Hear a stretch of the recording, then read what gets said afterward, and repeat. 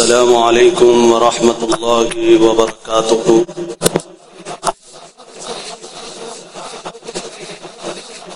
إن الحمد لله والصلاة والسلام على رسول الله. أما بعد، أعوذ بالله من الشيطان الرجيم. بسم الله الرحمن الرحيم. وقال الله تبارك وتعالى في القرآن المجيد والفرقان الحميد: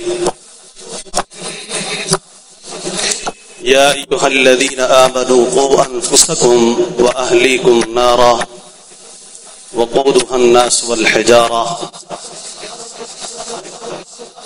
إلى آخره. صدق الله العظيم وصدق رسوله النبي الكريم،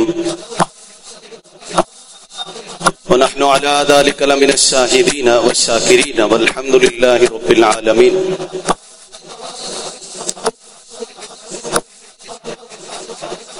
درود و سلام آقائے دو جہاں، رحمت کل، ہادی سبل، خاتم الرسل، سید الاولین والآخرین، جناب محمد رسول اللہ صلی اللہ علیہ وآلہ وصحبہ وسلم کے لیے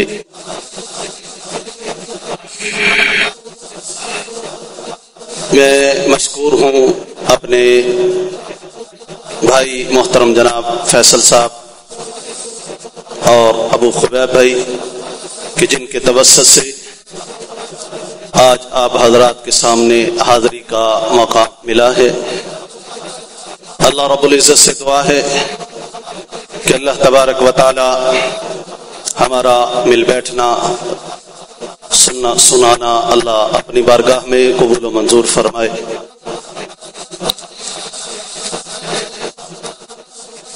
اللہ رب العزت نے قرآن مجید میں ارشاد فرمایا: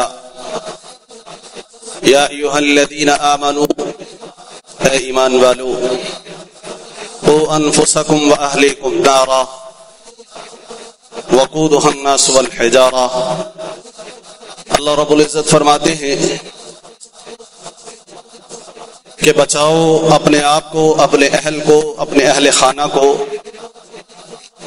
اس آگ سے کہ جس آگ کا ایندھن پتھر اور لوگ ہوں گے، اس آگ سے، اس جہنم سے کہ جس آگ کا ایندھن انسان اور پتھروں کو بنایا جائے گا. اللہ تبارک و تعالی نے اسی طرح قرآن مجید میں بہت سارے مقام پر اللہ تبارک و تعالی نے فرمایا ہے اولاد کی تربیت کے حوالے سے. اللہ تبارک و تعالی فرماتے ہیں نیک اولاد کا ہونا بہت بڑی نعمت اور بہت بڑا اجر و ثواب ہے، اور اگر اولاد نیک نہ ہو تو اس سے بڑا فتنہ کوئی نہیں ہے. اللہ تبارک و تعالی سے ہم دعا کرتے ہیں کہ اللہ تبارک و تعالی ہماری اولادوں کو قرآن و سنت پر عمل کرنے والا، دین اسلام کا داعی، دین اسلام پر چلنے والا بنائے. اس وقت ہمیں ضرورت ہے کہ ہم اپنی اولادوں کی بہترین اور بہتر سے بہتر تربیت کریں. اس کا طریقہ کار کیا ہو سکتا ہے؟ بہتر سے بہتر طریقہ کیا ہو سکتا ہے؟ اس کا سب سے بہترین طریقہ کار یہ ہے کہ ہم اپنی اولادوں کو قرآن اور سنت پر چلنے والا، قرآن اور سنت پر عمل کرنے والا بنائیں. مگر اس کے لیے ہمیں بھی کچھ کرنا پڑے گا. میری مائیں بہنیں تشریف لے کر آئی ہوئی ہیں، آپ احباب تشریف فرما ہیں. یہ صرف اور صرف اولاد کے اوپر ڈنڈا لے کر کے کھڑا ہو جانا اور اس کے اوپر سختی سے ان کے اوپر سختیاں کرنا، یہ اس طرح مسئلہ حل نہیں ہوگا. بلکہ اس وقت ضرورت ہے کہ ہم اپنے آپ کو تھوڑا تبدیل کریں، ہم اپنے آپ پر توجہ کر کے ہم اپنے آپ کو تھوڑا تبدیل کریں۔ اس وقت میری جو مائیں بہنیں ہیں ان کی جو ذہن کی ڈائریکشن ہے اس ڈائریکشن کو تھوڑا سا تبدیل کرنا ہوگا، ان کے مائنڈ کو تبدیل کرنا ہوگا۔ جو اس وقت ان کا mind social media, mobile network اور دیگر کاموں میں مصروف ہے، ان کے مائنڈ کی ڈائریکشن کو تبدیل کر کے قرآن اور حدیث کی طرف لگانا ہوگا، تب جا کر کے اللہ تبارک و تعالیٰ کے حکم و فضل سے ہماری اولادیں، ہماری نیو جنریشن جو اس وقت موبائل، ٹک ٹاک، فیس بک، واٹس ایپ اور دیگر لوازمات جو سوشل میڈیا کے ہیں ان کے اوپر اپنا وقت برباد کر رہی ہے۔ یقین جانیے ہمارے جو بزرگ حضرات ہیں، ہمارے جو بڑے ہیں، وہ اپنی مثالیں دے کر کے بتاتے ہیں کہ بھئی ہمارے دور میں یہ ہوا تھا، ہم یوں بیٹھا کرتے تھے، ہماری مجالس اس طرح کی ہوتی تھی۔ وہ اپنے بچوں کو سمجھاتے ہیں، مگر اس کے باوجود کیا حالات ہیں؟ ساری رات بچہ باہر رہتا ہے، جس وقت باہر سے آتا گئے، مجال گئے کہ میرے بزرگ جو بچے کے والد ہوتے ہیں وہ ان سے پوچھ ہی لیں کہ بھئی اس وقت رات کے پچھلے پہر کہاں تھا، کس گلی سے گھوم کر آیا گئے، کس دوست کی محفل سے اٹھ کر آیا ہے۔ ہمارے ماحول اس طرح کے بن گئے ہیں۔ آج ہم بچہ اگر نافرمانی پہ اترتا گئے، مسجد کے مولوی صاحب، علماء، شیخ الحدیث، شیوخ کے پاس آ کر کے ہم ان کے سامنے رونا روتے ہیں کہ ہمارے بچے ہماری بات نہیں مانتے، نافرمانی کرتے ہیں۔ ان کے لیے دعا کیجئے، ان کے لیے کوئی وظیفہ، کوئی عمل بتائیے۔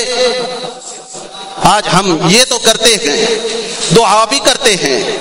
بھائی کیا دعا کرنی ہے؟ جناب میرا بیٹا ڈاکٹر بن جائے، انجینئر بن جائے، اچھی کمائی کرنے والا بن جائے، میرا بیٹا ایک اچھا جناب پروفیسر بن جائے۔ یہ تو دعائیں ہوتی ہیں، مگر یہ دعا کوئی نہیں کرتا کہ میرا بیٹا حافظ قرآن بن جائے، عالم دین بن جائے، دین پر عمل کرنے والا بن جائے۔